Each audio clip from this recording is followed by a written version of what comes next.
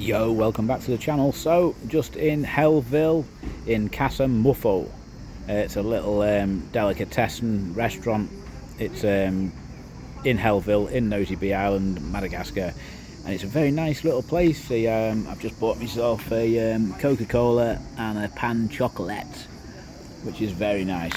So, One Life Passport, one of my subscribers, asked me to do a little video about what it's like, the dangers in Madagascar. How dangerous is it safe to travel there, and what's it like, how to stay safe while you're on the island, things like that. So I thought I'd do a little video, like, where should we start? Let's start with healthcare. That's one of the big problems, one of the dangers of Madagascar is the healthcare. If you have a heart attack or you get malaria or something like that, you need the right treatment and you need to be in the right place. Although they can treat you for malaria, they've got to catch it early, and you've got to need the right doctors, you need the right medicine, you need to be in the right hospital to guarantee that you're going to be all right. I've had family members die of malaria in Madagascar. A 21-year-old and a 19-year-old both died from malaria. So it's dangerous. Make sure you've got your jabs before you come out here. And if you can get any malaria tablets or something, why not bring some with you? I mean, obviously I don't use anything like that, any malaria tablets. I've never used them. I've always been all right. I've been lucky, maybe, but be careful with malaria. Make sure you got a few £1,000 or a few $1,000s in your bank account to just in case you need to be airvac'd out of the country to a nearby island such as Reunion or something like that, because if you do have a serious health problem or a health scare, you need the right treatment, and Madagascar hospitals are not really equipped for heart attacks and things like that. So, or at least have a relative who can bail you out if you got a health scare and help you get to where you need to be. I don't know whether One Life Passport, my subscriber, is actually suggesting that maybe it might be a really dangerous Madagascar and that, but you're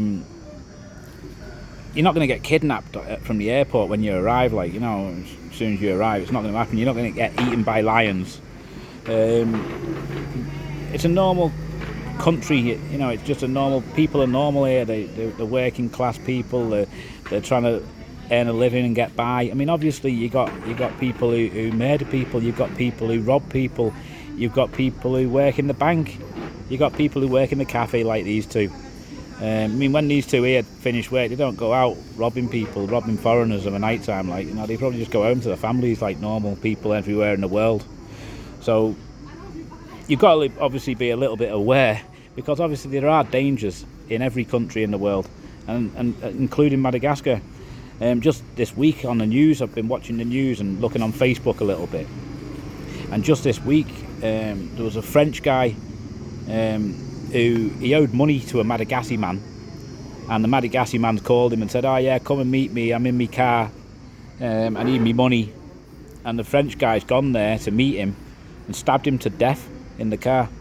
He's just been in court this week. He's just been found guilty of it and given 15 years. In prison, the local Madagascar are not happy because some white guy's only basically been let off easy with a slap on the wrist for murder. As far as they're concerned, he should be doing life in prison without parole, sort of thing.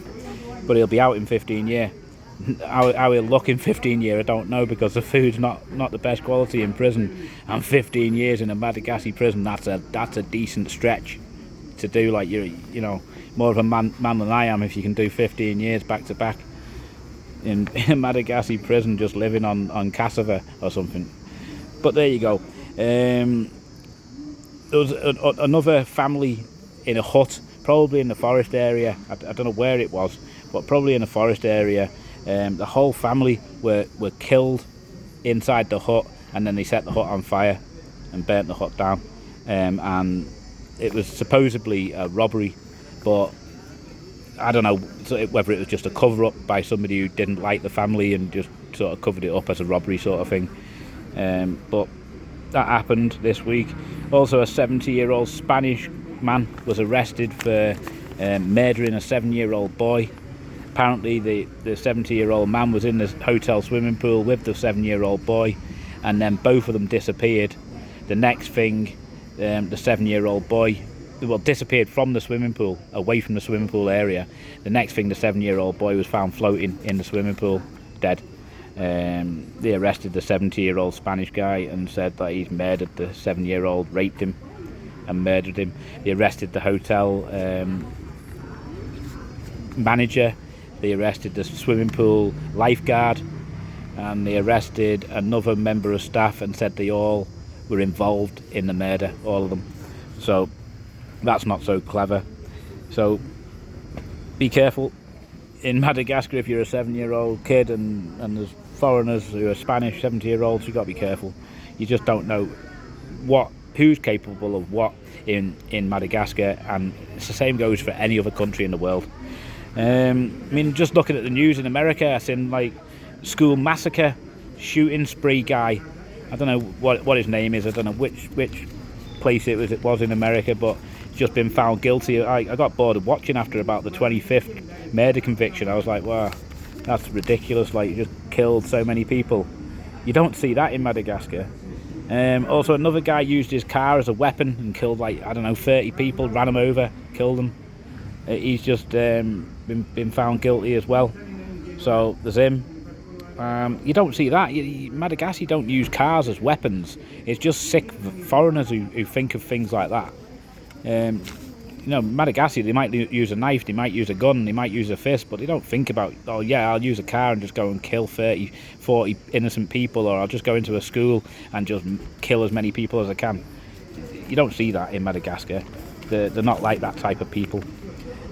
Obviously, don't be coming here wearing Rolexes and gold chains and stuff like that, because that's just going to attract attention anywhere you are in the world. And in Madagascar, a Rolex, 25 grand Rolex, is like the same as a lifetime of income to some of these people.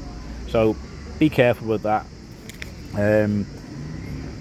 Most Madagascar, they don't like problems, and so they don't want to cause problems. They don't want to go around robbing foreigners or killing foreigners or breaking into your hotel room. And most of them are not interested in that. They don't want any problems. They just want to get by in life, right? And they know if they mess around with a foreigner, the foreigner can cause them a lot of problems. The foreigner can put them in prison for a long time, because the foreigner can pay the corruption money to keep them there.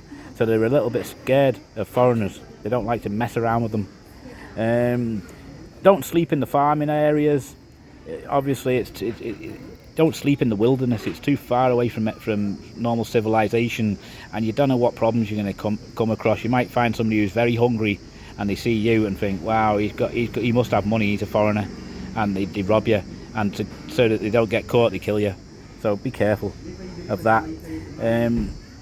Obviously, don't drink the tap water. Don't get drunk and then go home in a taxi drunk, because you don't know whether the taxi driver's going to think, he's drunk, he doesn't know who I am, I'll just quickly go through his pockets. If you're going to have sex with Madagascar, don't have sex with Madagascar unless they've got an ID card, and take a photograph of their ID card as well, because some Madagascar, like especially girls, like you'll find 15-year-old girls that have got an ID card. It says they're 19, they got it like 4 years ago. It's just they're not fake, they're real ID cards. It's just that their date of birth has been changed on their ID card forever. They can't change it back, because when they're 16 they want to go to the nightclubs, so they say I'm 18, they get their ID card printed, and that's it. Don't wear a backpack in Tana. If you're in the capital, be careful there in the capital. There are pickpockets in the capital. Don't generally see pickpockets or anything like that outside the capital, but in Tana there's pickpockets knocking around. There's people who will slice your backpack open to have a little route around in your backpack, or unzip it.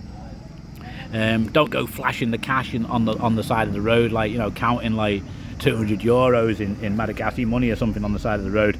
That's not a good plan anywhere in the world. Don't do that. If you're driving, if you're a driver and you decide to rent a car or rent a motorbike, and you run somebody over and kill them, the best plan is to just drive off. It's not to stop, especially if you killed them. If you've injured them, stop, put them in the car and take them to the hospital, pay the hospital bill, help them out, say you're sorry. But if you kill them, don't stop, because the likelihood is you're going to end up getting dragged out the car by the locals, who are going to say, look at this foreigner killed a local Madagascar person, kill him, he's killed one of ours, we'll kill him, and all that. So the best plan is to definitely not stop. Just go to the local police station, drive to the local police station, hand yourself in. Just be safe in Madagascar. Come here, you can live it large, enjoy yourself, but just don't get too carried away. Don't stand out too much, and be a little bit aware, and try and be a little bit sensible, and you'll be fine. You'll enjoy your holiday, you'll enjoy living here. That's all there is to it. Like, for me, I'm in Hellville at the moment. I need to get back to work. I'm going to get some cash, and I've got a deal that I've proposed to a woman to buy some land. I did find a dream plot of land yesterday, and I made an offer, but I think she wants all the money in one go, and I ain't got all the money in one go. It's tied up everywhere in properties, in stocks that are down at the moment, in bank accounts in the UK where I don't want to transfer the money over here. It's a bit of a mess. My money's a bit of a mess. Cash flow's everything, and my cash flow is not so good this month. So I made her an offer, and I'm waiting for her to come back and tell me whether she's going to go for it or not. But if that happens, I'm going to have a dream plot of land, and I'm going to have to get a lot of money together fast to pay it off and get it paid so she's happy. So hopefully we'll have some videos on that. We'll see what happens.